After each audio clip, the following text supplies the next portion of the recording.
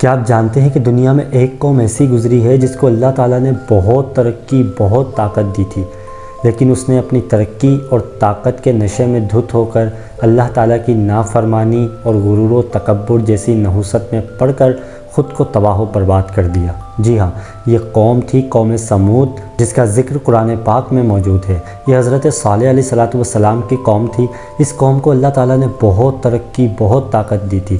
اس کے قد و قامت بہت اونچے تھے۔ یہ پہاڑوں کو توڑ کر اس میں اپنے گھر بناتے اور بڑے بڑے پلرز کھڑے کرتے۔ یہ بہت امیر قوم تھی، اور اسی امیری اور ترقی کی وجہ سے اس قوم کے اندر بہت غرور و تکبر اور اللہ تعالیٰ کی نافرمانی آ گئی۔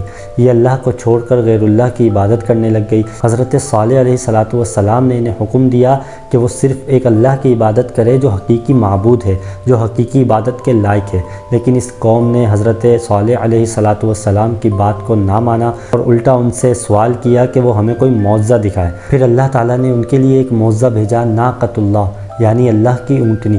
حضرت صالح علیہ السلام نے اپنی قوم کو حکم دیا کہ اس اونٹنی کو کوئی نقصان نہ پہنچائے، لیکن اس قوم کے کچھ لوگوں نے اس اونٹنی کا قتل کر دیا۔ اس کے بعد حضرت صالح علیہ السلام نے اپنی قوم سے فرمایا کہ اب تمہارے پاس صرف 3 دن ہیں، اس کے بعد اللہ کا بڑا عذاب آ جائے گا۔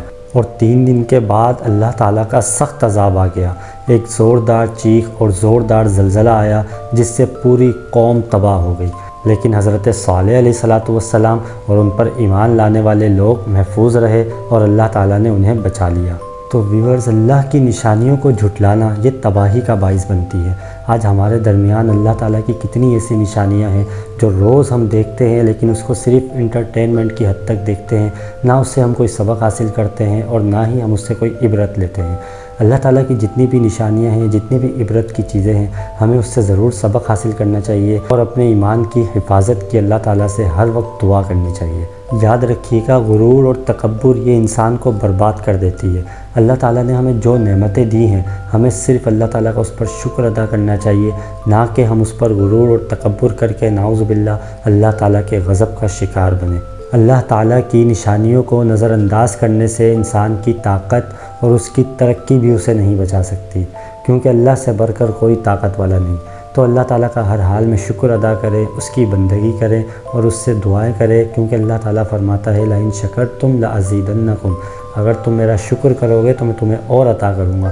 تو اللہ تعالیٰ کا شکر کرے، ہر وقت غرور اور تکبر میں مت پڑے۔ اللہ تعالیٰ نے جو دیا ہے وہ لے بھی سکتا ہے۔ اللہ تعالیٰ ہر چیز پر قادر ہے، تو ہر حال میں اللہ تعالیٰ کا شکر ادا کرے۔